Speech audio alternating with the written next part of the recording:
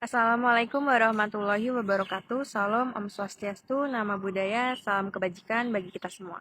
Halo semuanya, saya Mauli dari Rizka Yulianti dari kelas F dengan NIM 1107622190 dari Prodi Pendidikan Guru Sekolah Dasar Fakultas Ilmu Pendidikan Universitas Negeri Jakarta tahun angkatan 2022.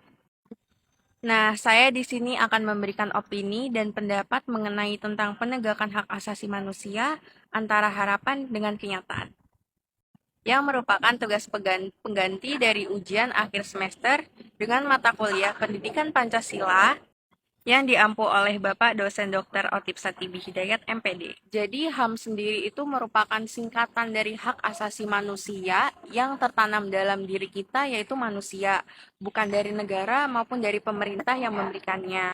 Dan bukan juga masyarakat yang memberikan hak asasi manusia itu sendiri, karena mereka juga manusia. HAM sendiri itu hadir untuk melindungi manusia dari segala penderitaan atau ancaman yang ada di Indonesia. Terkadang alam itu mengamuk dan menghabisi manusia yang ada di Indonesia dengan cara adanya bencana seperti gempa bumi, banjir, longsor, tsunami, dan yang sering lebihnya terjadi itu biasanya oleh manusianya sendiri, karena banyak orang yang menyiksa dan menindas sesama manusia demi kepentingannya yang untuk menindas yang lebih lemah. HAM itu juga diatur dalam Undang-Undang Pasal 27 hingga 34, yang salah satunya itu berisi tentang setiap orang itu berhak untuk mempertahankan hidupnya demi menjalani kehidupannya masing-masing. Tanggal 10 Desember diperingati sebagai Hari Hak Asasi Manusia, yaitu Hari HAM Sedunia. Tanggal ini dipilih untuk menghormati Majelis Umum Perserikatan Bangsa-Bangsa yang mengadopsi dan memproklamasikan Deklarasi Universal HAM, sebuah pernyataan global. Tentang HAM pada tanggal 10 Desember tahun 1948 ini, peringatan ini dimulai sejak tahun 1950 ketika Majelis Umum mengundang semua negara dan organisasi yang peduli untuk merayakannya. Bagi bangsa Indonesia, peringatan Hari HAM Sedunia ini menjadi momentum yang paling berharga dan refleksi terhadap pencapaian kemajuan dan penegakan HAM sejak awal kemerdekaan bangsa Indonesia. Tentunya dalam memperingati Hari Hak Asasi Manusia, saya tidak bermaksud untuk membuka luka lama atau menebar kebencian dan permusuhan. Lebih baik kita menyeru bangsa dan pemimpinnya untuk menjaga kemanusiaan, menjunjung tinggi persatuan, menjunjung tinggi persaudaraan, menjunjung tinggi rasa keadilan, menjunjung rasa tinggi hukum. Dan hak asasi manusia ini, lemahnya penegakan hak asasi manusia itu biasanya sebagai bukti bahwa para pemimpin republik ini tidak memiliki komitmen untuk menangani hak asasi manusia. Bahkan beberapa pelanggaran hak asasi manusia ini pada masa lalu terus menjadi perhatian publik, seperti kejadian pada Tanjung Priuk, Malari, tragedi Timor dan kejadian tragedi Semanggi I dan Semanggi II. Jadi semua ini belum ditindaklanjuti sesuai dengan standar hak asasi manusia internasional, dan mengatasi pelanggaran hak asasi manusia ini tetap merupakan perjuangan dan berproses hukum, tidak berjalan mulus. Oleh karena itu pemerintah harus melalui jalur hukum, dan pemerintah juga harus menekankan lembaga penegak hukum, termasuk dalam Kejaksaan Agung untuk mengusut pelanggaran HAM ini.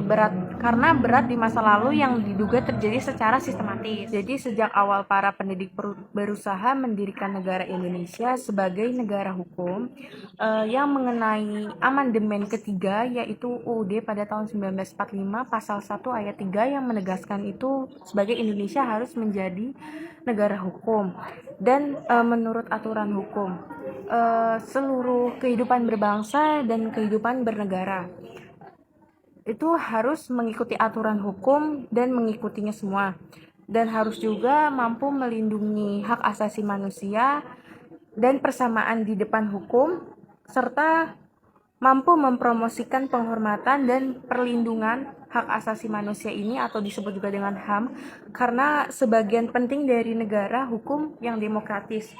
Jadi setiap warga negara memiliki hak yang bebas dan mendasar dari sejak lahir, dan pendirian negara dan pelaksanaannya tuh kekuatannya tuh tidak boleh merusak kebebasan hak asasi manusia. Itulah sebabnya perlindungan dan penghormatan terhadap hak asasi manusia atau disebut dengan HAM itu merupakan yang sangat penting dari apa yang kita disebut dengan negara hukum. Dan apabila hak asasi manusia ini diabaikan dengan begitu saja atau dengan sengaja dilanggar dan di suatu negara, maka akan berakibatkan penderitaan dan tidak dapat ditanganinya secara adil.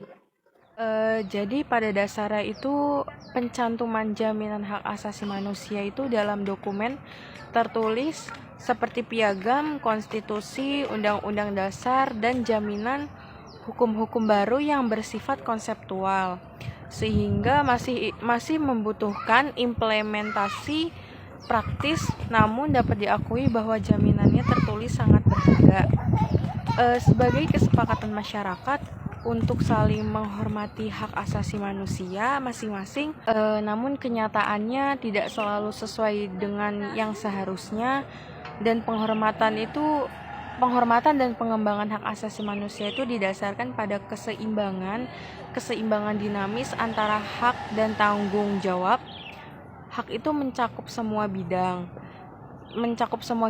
kehidupannya. Tanggung jawab di sisi lain mencakup kewajiban untuk menghormati dan pemenuhan hak orang lain, tetapi sebenarnya tidak selalu sesuai dengan yang seharusnya. Penghormatan dan pengembangan hak asasi manusia atau disebut dengan HAM mencakup semua bidang kehidupan. Tanggung jawab di sisi lain mencakup sebagai kewajiban untuk menghormati pemenuhan hak orang lain. Dan apa sih harapan-harapan dalam HAM yang belum terjadi di realita? Nah, jadi ketentuan yang tidak diimbangi dengan penguatan kebijakan hak asasi manusia atau disebut dengan HAM dan perlindungan sosial dengan adanya ketentuan yang bertentangan dengan prinsip-prinsip hak asasi manusia. Seperti contohnya lemahnya kemampuan lembaga negara untuk menghormati dan melindungi dan melaksanakan hak asasi manusia atau disebut juga dengan HAM, serta rendahnya penghormatan terhadap hukum dan budaya, mesin penghormatan dan perlindungan hak asasi manusia, dan tidak memahami pendekatan hak asasi manusia dengan prinsip-prinsip aparatur negara.